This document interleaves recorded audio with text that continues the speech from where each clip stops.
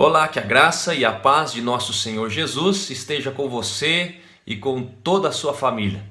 Talvez você esteja cansado dessa situação, enjoado de ficar em casa. Eu confesso que eu estou um pouco enjoado de ficar em casa, estou cansado sim dessa situação. Contudo, não estou desanimado. Ao contrário, estou esperançoso, estou confiante de que em breve o Senhor trará uma resposta. Em breve o Senhor intervirá nessa situação e as coisas retomarão a normalidade. Eu creio nisso.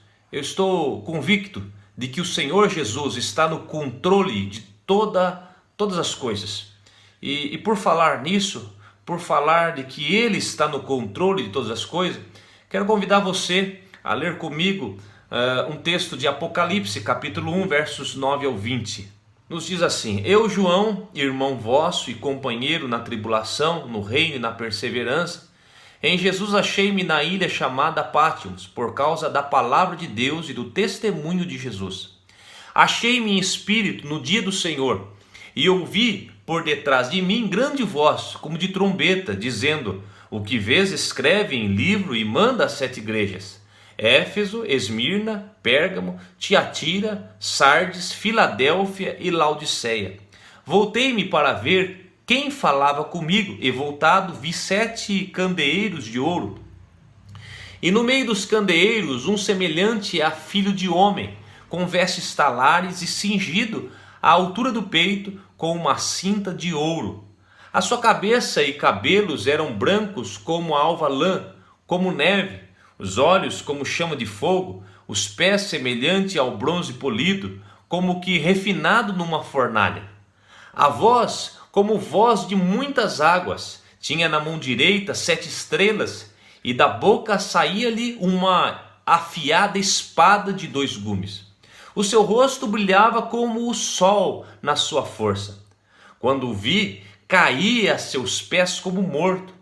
Porém ele pôs sobre mim a mão direita, dizendo: Não temas, eu sou o primeiro e o último, e aquele que vive. Estive morto, mas eis que estou vivo pelo século dos séculos, e tenho as chaves da morte e do inferno.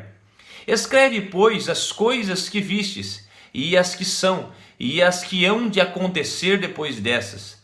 Quanto ao mistério das 7 estrelas que vistes na minha mão direita, e aos 7 candeeiros de ouro, as 7 estrelas são os anjos das 7 igrejas, e os 7 candeeiros são as 7 igrejas. Meus irmãos, nós devemos, antes de tudo, nos lembrar que quando nós fazemos uma leitura no livro de Apocalipse, devemos lembrar que o livro de Apocalipse ele é carregado de símbolos.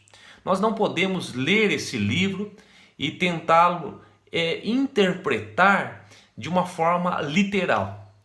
O livro de Apocalipse são muitos símbolos e nós devemos interpretar a partir desses símbolos. Nesse texto que nós acabamos de ler especificamente, nós vemos aqui alguns detalhes da revelação, do início da revelação que João tem, que João recebe do Senhor Jesus. Vejam que ele estava preso, ele estava exilado na ilha de Pátimos. O verso 9 nos diz, inclusive, que ele estava exilado por causa da palavra de Deus. Nesse período, no primeiro século, houveram ali grandes perseguições. E uma das perseguições que houve nesse período foi pelo imperador, e terrível imperador Nero, que perseguiu e matou muitos cristãos. Inclusive, nesse período, os apóstolos, todos eles estavam mortos, exceto João, que escreve o livro de Apocalipse.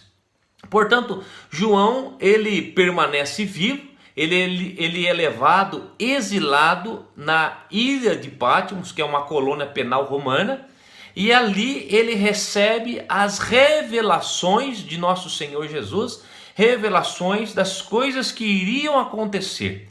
Portanto, os pés de João estavam na ilha de Pátimos. Contudo, João é levado em espírito à presença do Senhor. No verso 11, ele recebe orientações do Senhor quanto a escrever às 7 igrejas da Ásia. O número 7, portanto, ele representa algo. Ele não deve ser entendido de forma literal. Até porque na Ásia havia mais de 7 igrejas. Algumas não são mencionadas no texto. Os estudiosos da Bíblia, eles concordam em dizer que, grande parte deles concordam em dizer que esses 7 significam um número perfeito, um número pleno. Portanto, quando nós lemos que essa carta foi escrita às 7 igrejas, é claro que elas foram mesmo escritas, as primeiras destinatárias dessa carta foram as 7 igrejas. Contudo, essas cartas, elas podem ser aplicadas para nós hoje. Elas podem ser, porque o número 7 representa a igreja do Senhor Jesus em toda a sua história, desde a primeira até a segunda vinda do Senhor Jesus. Ela pode ser aplicada hoje para nós, a igreja da atualidade, porque nós somos a igreja do Senhor e o número 7, portanto, representa a totalidade da igreja. Mas o que nos chama a atenção ainda, o verso 12, João vê os 7 candeeiros de ouro. E o verso 16, João vê as 7 estrelas. No verso 20, João recebe a interpretação do próprio Senhor Jesus do que seria esses 7 candeeiros e do que seria essas 7 estrelas. Eu vou ler novamente o verso 20, que nos diz assim: quanto ao mistério das 7 estrelas que vistes na minha mão direita e aos 7 candeeiros de ouro, as 7 estrelas são os anjos das 7 igrejas e os 7 candeeiros são as 7 igrejas.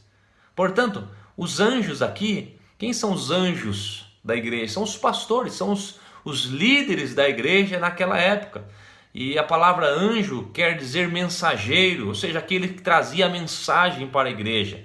Os candeeiros são as igrejas, eles representam aqui a própria igreja. E a pergunta que eu faço é: para que servia um candeeiro?